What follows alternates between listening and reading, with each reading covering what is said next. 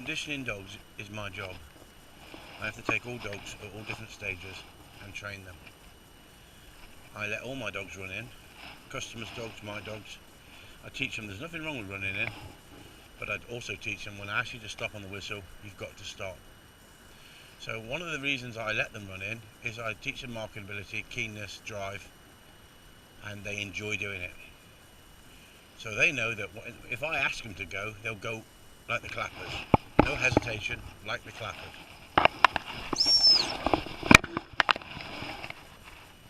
Get out!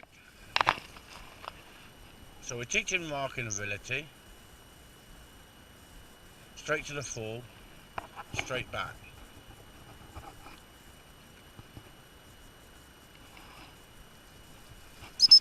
Here. Dead. Good lad. And as you can see, the dog likes it. And as you can see, the dog is keen. And if you want to beat other people in competition, you've got to have a better dog than them. Not a dog as good as theirs, but a better dog. So if you want to run competition, you've got to get your dog to a good standard. If you just want a little shooting dog, something steady at your feet, train it completely any way you like, I don't care. But at the end of the day, I want the best out of the dog that it's capable of doing. Okay, here we go. Seen it? Get out! Get out!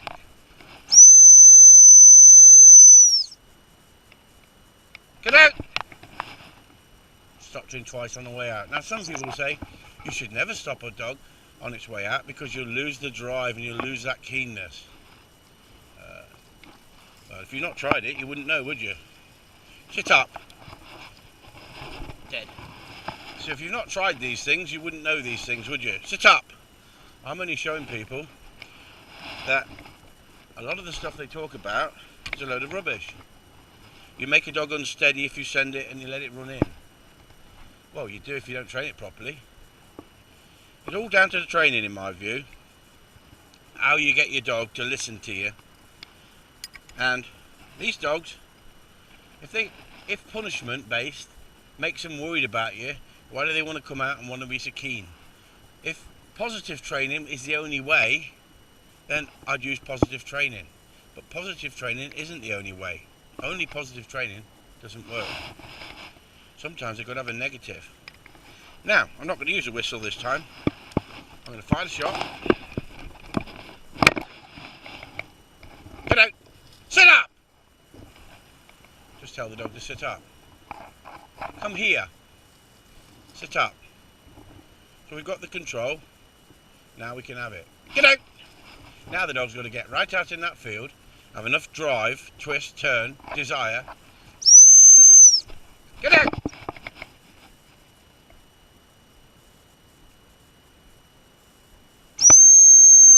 Get out! And we've got to push him back.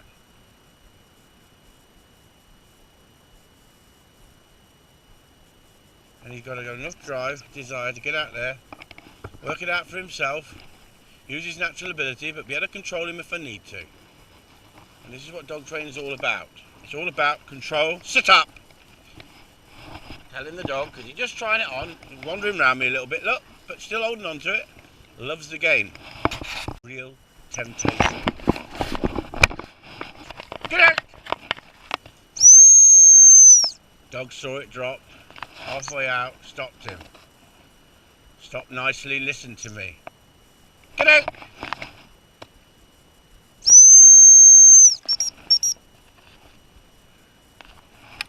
Turned into it, brought it in.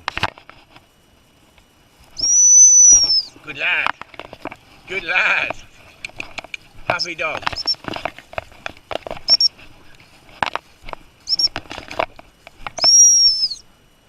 And there you go. There's your sort of dog that most people would love. Listens to you, does as he's told, not too hard, wants to do it, loves to train, and enjoys his job. And at the end of the day, what else do you want out of a dog for working in the field? At the end of the day, I like a dog to work under all situations.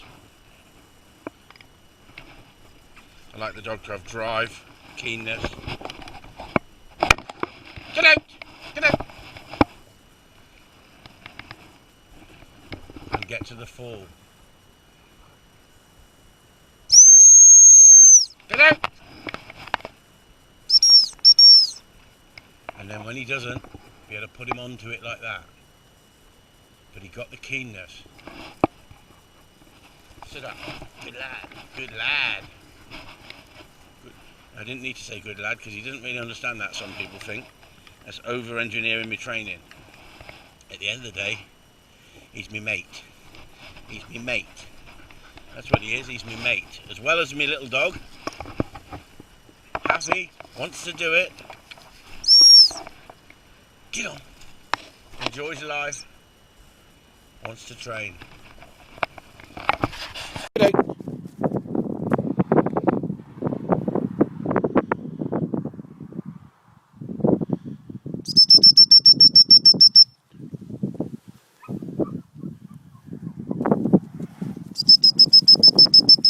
Good lad.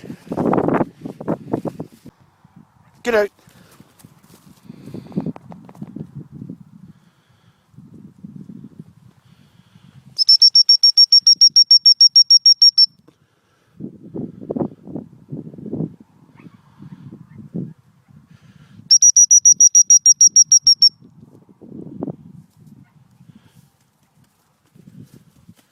Good boy. Get out.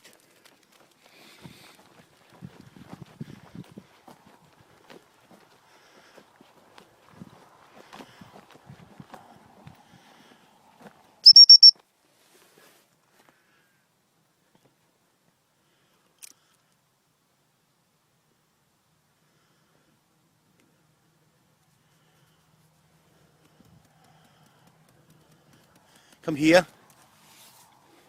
Good boy. All dogs go wrong at some time in their life, whether it's early days training or the enthusiasm takes over and they've had a lot of birds. It's keeping up the training that keeps the dog to a good standard. As a young dog, you start them off, you make it fun, they enjoy it. Then you start to bring in the obedience and the discipline at the right time, but you're still making it a game. To the dog, it's a fantastic game. You're tapping into the natural ability of the hunting. And this is Wizz in the rabbit pen when he's being taught what to do. And it's easy showing a fully trained dog, but this is old footage of Wizz when we were training him. All dogs go wrong, as Wizz does in this situation. Does he resent me correcting him? No. What he does, he learns from it. But look at the drive, look at the desire. And that's what we're looking for. We're looking for that. We don't want to destroy that, but we want that control. Now, the average person might not want that, might not be able to cope with that. But what I'm showing you is what we do here at Corley and Gundogs. We want dogs with drive and desire. And he's a youngster here, but he still listens, look. And he was a soft dog, and yet we give him discipline. But we've not hurt him in any way. This dog hardly ever gets anything done to him, as in grab hold of him these days. He's 10 and a half years old. He's one of the boys, and he's going slightly deaf. But what a wonderful servant he has been to me. A wonderful partner for me in the field. Now, I've said before, he may just come in the top 10 of dogs I've had that are in that top 10. And I've had lots and lots of dogs that I've trained, the competition dogs. At the end of the day, why? Because he's mid-paced. This is a mid-paced dog, but it has been allowed to hunt because of his nice temperament.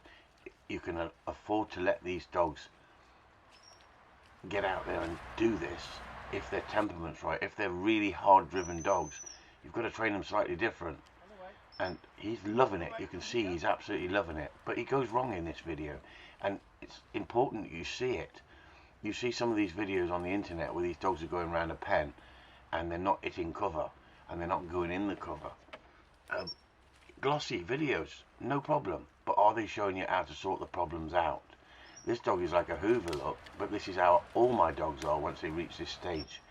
Do you need a massive pen? No, you don't. You don't need a massive pen.